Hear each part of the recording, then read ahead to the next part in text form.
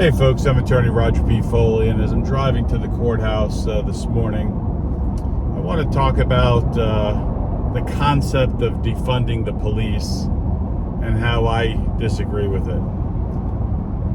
I think that the movement, right, it has spurred arguments on both sides. But I don't think that defunding the police is what people are really after. I think what people are really after is an objective standard. I think it's a lessened, how do I say this? People want to have less contact with the police. They want objective standards. They want officers that are educated in the law and know what's going on. So here's an example. Tinted windows. How many people get pulled over for tinted windows? What is the purpose of tinted windows? Right? People like the look. People like to keep from the Florida sun from coming into the car, making them hot. Why do we need that as a reason to stop people? Is it just a revenue builder? What's the reason? Is it a quota? Right? There's all these arguments and these speculation. Do we really need to have contact with police for a tinted window? To me, I think that's like, keep it simple. No. Why do they have? Well, there have been officers, and I know many years ago there was an officer shot. I don't remember if it was on the Turnpike or 95, but an officer approached the vehicle, the windows were tinted, and next thing you know, some brilliant legislator decided that we shouldn't have tinted windows and that there should be a fine for it.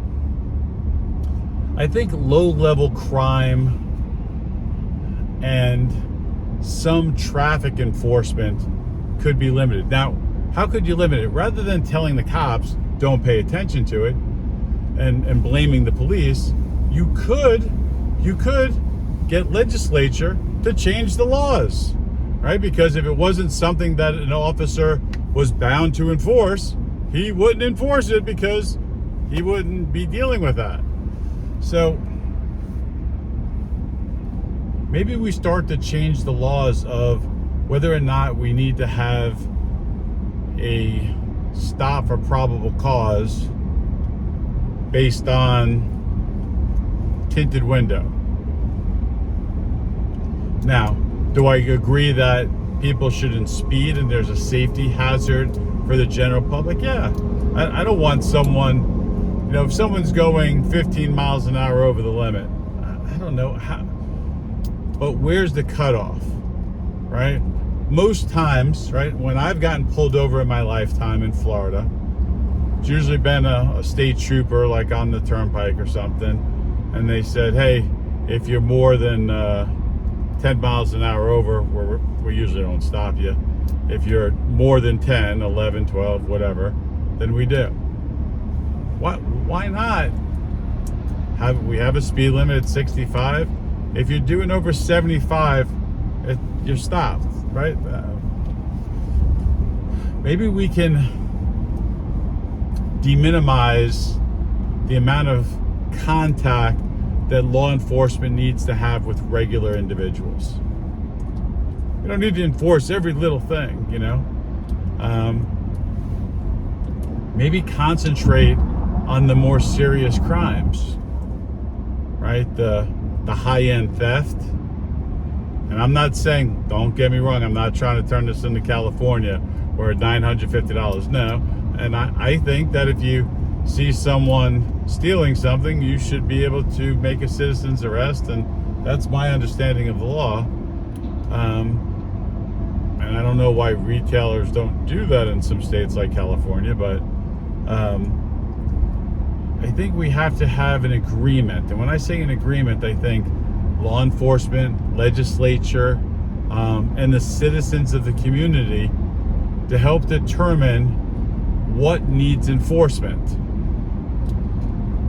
Quit wasting time. How many times have you heard someone say, all the crime going on here and you're busting my chops for tint? right? Or my music's too loud. Like, how does that really affect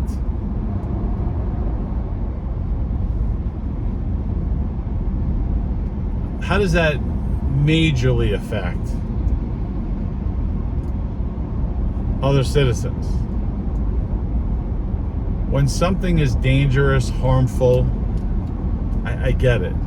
But I just feel like there's so many things that cause police to stop you. And maybe if we could minimize those interactions, we wouldn't have the difficulty. In addition, how about more educated officers? How about officers that have some sort of degree in criminal law? If that's what they're enforcing is criminal law, shouldn't there be some sort of mechanism where they get, I don't know, an attorney needs 3 years after his undergraduate. Maybe they could come up with a 2-year program that teaches officers. Maybe it's taught by attorneys. Maybe it's taught by criminal defense attorneys. People with knowledge of the law. And that degree is a prerequisite for law enforcement. Because how many times do you see mistakes, and it's just continuous, and we say education, but just having a bunch of seminars where the sergeant goes, "Woo rah ray, let's go get them," that's not doing it. What is doing it? What would help? Having in-depth knowledge on criminal law, having standards set for police interaction.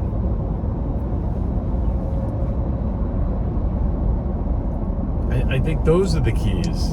I don't know. Defunding the police is not the key.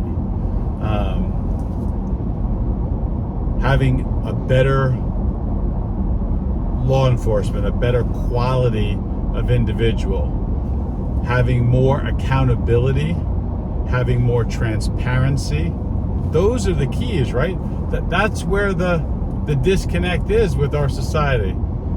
Oh, my car drives itself, by the way, so for those, if you see my hand go up, I still keep my hands on the wheel, but my car drives itself. For all those haters that go, keep your hand on the wheel. Yeah. Yeah. It's called lane assist. And my feet are working. And the screen's 6 inches.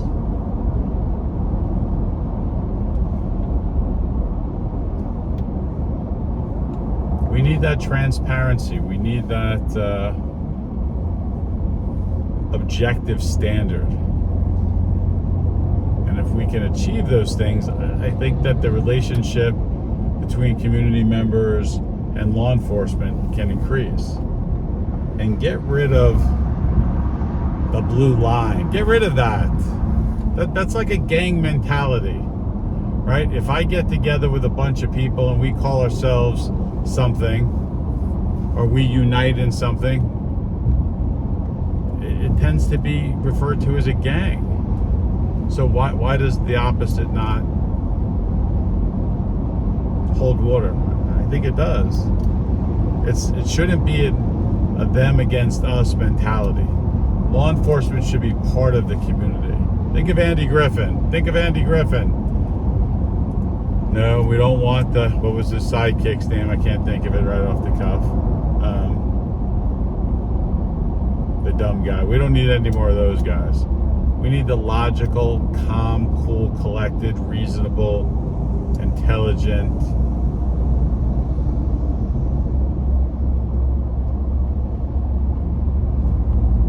sheriff, law enforcement officer. That's what we need. Anyway, we'll talk more. See ya.